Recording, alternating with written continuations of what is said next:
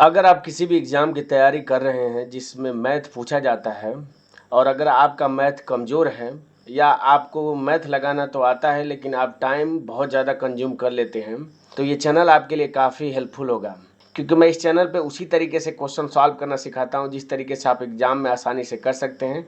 आपका टाइम भी बचे, ज़्यादा से ज़्यादा आपका टाइम ना लगे। तो अभी मैंने इस चैनल पे एक सीरीज़ स्टार्ट कर रखी है जिसमें जो भी टॉप 100 मैथ के कॉन्सेप्ट हैं उनके थ्रू जो पूरी मैथ है उसको मैं समाप्त करूँगा। तो सिर्फ़ अगर आप इस सीरीज़ को अच्छे से फ़ॉलो कर लेते हैं तो मुझे नहीं लगता है कि किसी भी एग्ज़ाम में आपको दिक्कत होने वाली है। तो इसी श्रृंखला में ये आज जो है वो कॉन्सेप्ट नंबर 7 को मैं डिस्कस करूँगा। जो टॉपिक हमारा चल रहा है वो प्रॉफ़िट एंड लॉस टॉपिक चल रहा है। तो इसके पहले मैंने 6 कॉन्सेप्ट ऑलरेडी डिस्कस कर दिया है। अगर आपने उन वीडियो को नहीं देखा है तो जाके ज़रूर देखें। तो आज का जो हमारा कॉन्सेप्ट नंबर 7 है उसमें मैं आपको बताऊंगा कि आप प्रॉफिट एंड लॉस में एलिगेशन कैसे यूज कर सकते हैं। और अगर आप एलिगेशन यूज करना जानते हैं तो प्रॉफिट एंड लॉस के कुछ टाइप ऐसे होते हैं जिनको आप चुटकियों में सॉल्व कर सकते हैं। यहाँ तक कि आपको पेन उठाने की भी जरूरत नहीं पड़ेगी। तो पहले मैं इसके बेसिक बता देता हूँ, फिर मैं क्वेश्चन के थ्रू इसके पीछे कॉन्सेप्ट बताऊंगा और एक एक करके सारे क्वेश्चन आपको सॉल्व कराऊंगा। तो उससे पहले अगर आप इस चैनल पे पहली बार विजिट कर रहे हैं तो चैनल को सब्सक्राइब करना ना भूलें। वीडियो अच्छी लगे तो जरूर लाइक करिएगा। आप अपने दोस्तों के साथ वीडियो को शेयर कर भी सकते हैं। नहीं पसंद आता है तो आप अपनी स्वेच्छा से उसे डिसलाइक भी कर सकते हैं। तो चलिए मैं पहले कॉन्सेप्ट नंबर 7 आपको बता देता हूँ, फिर उसके बाद से हम एक एक क्वेश्चन को सॉल्व करेंगे। तो देखिए एलिगेशन होता क्या है कि जैसे मान लीजिए कि यहाँ पे कोई क्वांटिटी होती है, ठीक है, और मान लीजिए यहाँ पे कोई दूसरी क्वांटिटी होती है और इन दोनों क्वांटिटी को मिला के मान लीजिए यहाँ पे कोई आप चीज़ें को बेच रहे हैं। मैं अभी क्वेश्चन को अच्छे से समझाऊंगा। जैसे मान लीजिए कि ये कोई एक्स, मान लीजिए कि कोई वस्तु है, ठीक है, और मान लीजिए कि ये वाई वस्तु है। इन दोनों को मिला के मान लीजिए आप जेड में बेच रहे हैं। तो उस कंडीशन में क्या होता है कि इसमें से मान लेता हूँ मैं कि जो y है वो z से क्या है, बड़ा है। यहाँ पे लिख देता हूँ कि y is greater than z है। तो यहाँ पे क्या करते हैं तो y में से z माइनस कर देते हैं और यहाँ पे क्या करते हैं तो z में से x को माइनस कर देते हैं। तो ये जो निकल के आता है वही क्या होता है, एलिगेशन होता है, ठीक है। तो एलिगेशन को जब प्रॉफिट एंड लॉस में अप्लाई करेंगे तो आपको किन किन चीज़ों का ध्यान देना है वो मैं आपको बता देता हूँ। तो मान लीजिए ये आपकी पहली वस्तु है जिसमें मान लीजिए कुछ परसेंट का आपको लाभ हो रहा है या कुछ परसेंट की हानि हो रही है, दोनों हो सकता है, परसेंटेज लाभ या परसेंटेज हानि हो सकती है। और दूसरी वस्तु पर भी मैं मान लेता हूँ कि परसेंटेज लाभ और परसेंटेज क्या हो रही है, हानि हो रही है, दोनों में से कोई भी हो सकता है, ठीक है। और ओवरऑल यहाँ पे मैं लिख देता हूँ क्या, तो ओवरऑल आपको क्या हो रहा है कि मान लीजिए कि प्रॉफिट एंड लॉस हो रहा है कुछ परसेंट का, ठीक है। तो जब यहाँ पे एलिगेशन अप्लाई करेंगे तो ये जो निकल के आ जाएगा ना, ये पहले का कॉस्ट प्राइस निकल के आ जाएगा और ये जो निकल के आ जाएगा वो दूसरी वस्तु का क्या निकल के आ जाएगा, कॉस्ट प्राइस निकल के आ जाएगा। या ये क्या निकल के आ जाएगा कि ये पहली वाली जो वस्तु है उसकी क्वांटिटी निकल के आ जाएगी और ये क्या निकल के आ जाएगी कि दूसरी वाली जो वस्तु है उसकी क्या निकल के आ जाएगी, क्वांटिटी निकल के आ जाएगी, ठीक है। तो ये दो चीज़ें निकल के आती हैं जब इस पे एलिगेशन अप्लाई करते हैं। जब भी प्रॉफिट होगा तो जो भी वैल्यू होगी उसको प्लस में लेंगे और जब भी लॉस होगा तो जो भी वैल्यू लेंगे उसको क्या लेंगे, हम माइनस में लेंगे, ठीक है। तो ये इसके पीछे का एक बेसिक कॉन्सेप्ट था जिसको मैंने डिस्कस किया है। अब इसको और अच्छी तरीके से जब मैं क्वेश्चन सॉल्व करूंगा तो आपको और अच्छे से समझ में आ जाएगा, ठीक है। तो चलिए स्टार्ट करते हैं। पहला क्वेश्चन कह रहा है कि एक व्यापारी वजन के अनुसार 3:5 के अनुपात में दो प्रकार के चावल ए और बी को मिलाता है। तो मैं लिख देता हूं कि मान लीजिए ये चावल ए है और ये चावल क्या है, बी है। तो वह मिश्रण को ऐसे मूल्य पर बेचता है जिससे उसे चावल पर 20% का लाभ हो रहा है। तो प्लस का क्या लिखेंगे, 20% लिखेंगे क्योंकि लाभ हो रहा है। और बी पे क्या हो रहा है, 10% की हानि हो रही है, तो माइनस का क्या लिखेंगे, 10% लिखेंगे। कह रहा है कि यदि दोनों मिश्रण को कुल लाभ जो है वो 8% पे बेच रहा है, तो 8% का कुल लाभ हो रहा है मिश्रण पे। तो कह रहा है कि चावल ए और बी के प्रति किलोग्राम क्रय मूल्य का अनुपात हो कितना होगा, ठीक है। तो अभी थोड़ी देर पहले मैंने बताया था कि जब इसमें एलिगेशन लगाते हैं तो ये जो निकल के आता है वो क्रय मूल्य का ही अनुपात निकल के आता है। तो देखिए 20 में से 8 घटाएंगे तो ये हो जाएगा 12 हो जाएगा। और 8 जो है वो -10 से बड़ा है तो 8 में से -10 घटाएंगे तो ऐसे घटाएंगे, 8 माइनस कितना हो जाएगा, -10 घटा लेंगे तो माइनस माइनस प्लस हो जाएगा, यानी कि 10 और 8 कितना हो जाएगा, 18 हो जाएगा।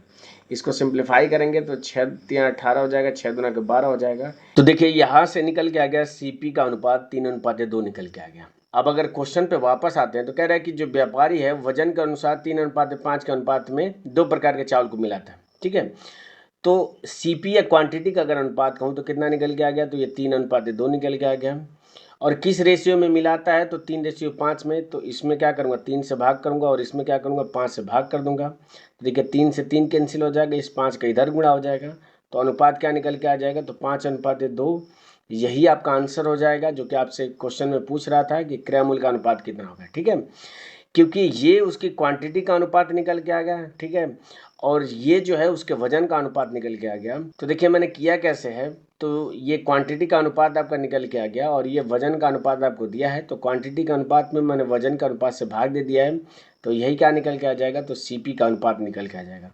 आप इस तरीके से भी सोच सकते हैं कि मान लीजिए आपने इतनी क्वांटिटी लेके आए हैं। ठीक है, और जो क्वांटिटी जो आप लेके आए हैं उनके वजन का जो अनुपात है मान लीजिए एक्स है, तो अगर मैं भाग दे दूंगा तो मुझे पता चल जाएगा मैं कितने रुपए में खरीद के लाया हूँ। तो इस तरीके से भी आप इस क्वेश्चन को सोच सकते थे। बढ़ते हैं अगले क्वेश्चन पे। अगला क्वेश्चन कह रहा है कि मैंने 1200 रुपये में 2 शर्ट खरीदे। मैंने पहले शर्ट को 7% की हानि पर और दूसरे को 28% के लाभ पर बेचा। तो पहले को यहाँ पे लिख लेता हूँ, ये पहला शर्ट है और ये दूसरा शर्ट है। तो पहले को 7% की हानि पे तो माइनस का कितना हो जाएगा, 7% हो जाएगा, और दूसरे को 28% के लाभ पे तो प्लस का कितना हो जाएगा, 28% हो जाएगा। कह रहा है कि यदि मुझे कुल मिलाकर न तो लाभ हुआ न तो हानि हुआ तो पहले शर्ट का क्रय मूल्य कितना होगा। तो न तो लाभ हुआ न तो हानि, इसका मतलब वो जीरो में बेचा होगा।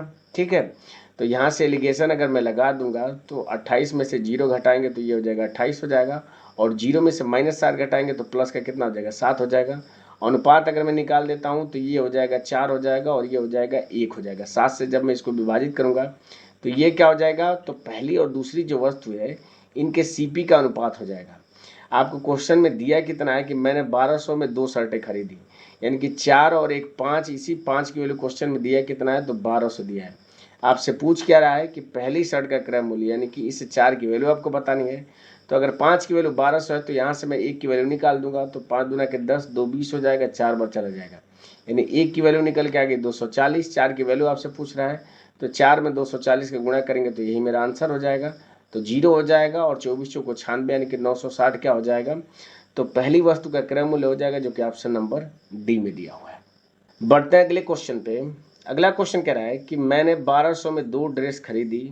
मैंने पहली ड्रेस 9% की हानि पर और दूसरी 18% के लाभ पर बेचा। यदि कुल मिलाकर मुझे न तो लाभ हुआ न तो हानि हुआ, तो कह रहा है कि पहली ड्रेस का क्रय मूल्य कितना होगा। तो ये सारे क्वेश्चन जो भी मैंने लिए हैं सारे आरआरबी में पूछे गए हैं, आप जाके चेक भी कर सकते हैं। तो पिछले वाले क्वेश्चन की तरह ही है, मैं डायरेक्ट यहाँ पे लगाऊंगा, तो 9% की हानि हो रही है, इसका मतलब माइनस का 9 हो जाएगा, और 18% का लाभ हो रहा है, इसका मतलब प्लस का 18 हो जाएगा।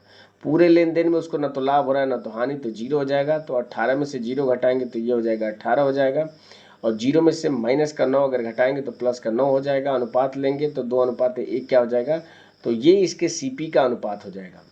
तो यहाँ पे टोटल जो दोनों वस्तुओं का सीपी है वो 1200 है, तो 2 और 1 3 की वैल्यू क्वेश्चन में दिया कितना है, तो 1200 है। आपसे पूछ क्या रहा है कि पहली ड्रेस का क्रय मूल्य, तो यानी कि 2 की वैल्यू यहाँ से निकाल दूंगा मैं, तो 3 से कट करूंगा तो 3 चौको 12, यानी कि 1 की वैल्यू क्या निकल के आ गई, 400। 2 की वैल्यू आपसे पूछ रहा है, तो 4 में 2 का गुणा करेंगे तो 8, और 2 जीरो उसके साथ लग जाएगा, यानी कि 800 क्या हो जाएगा, तो पहली वस्तु का क्रय मूल्य हो जाएगा, जो कि ऑप्शन नंबर डी में दिया हुआ है। बढ़ता है अगले क्वेश्चन पे।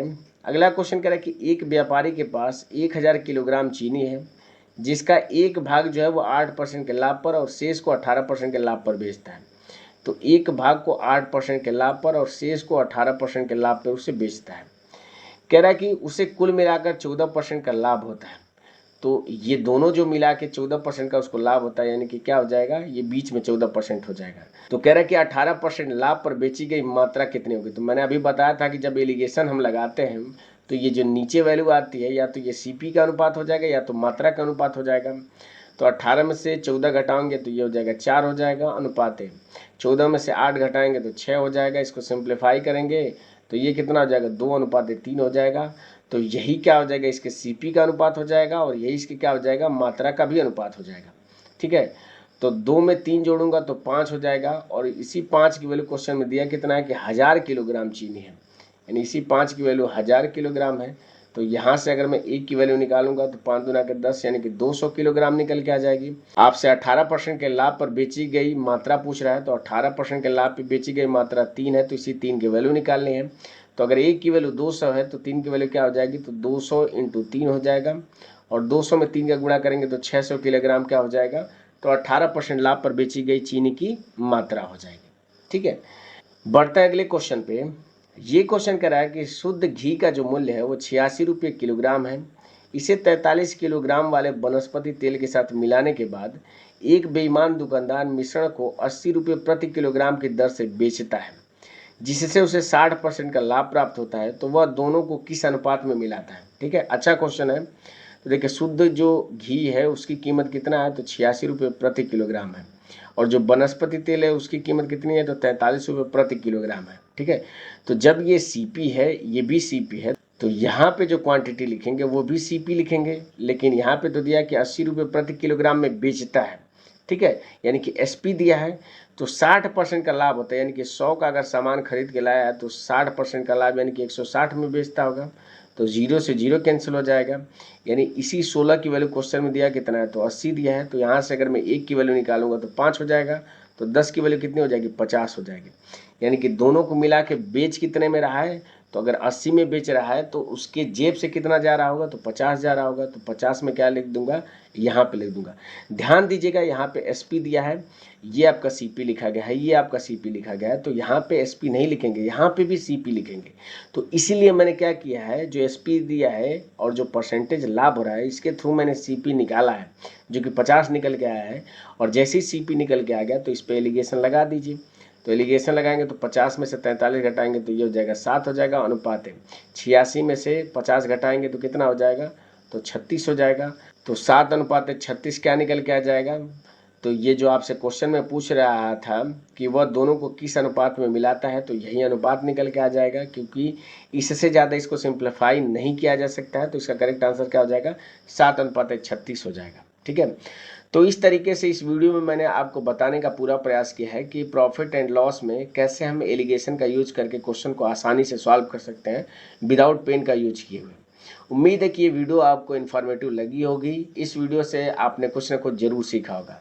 वीडियो अगर पसंद आई हो तो लाइक करना ना भूलें। अगर आप इस चैनल पर पहली बार विजिट कर रहे हैं तो चैनल को जरूर सब्सक्राइब कर लें। अपने आसपास सफाई रखें, अधिक से अधिक मात्रा में पेड़ लगाएं।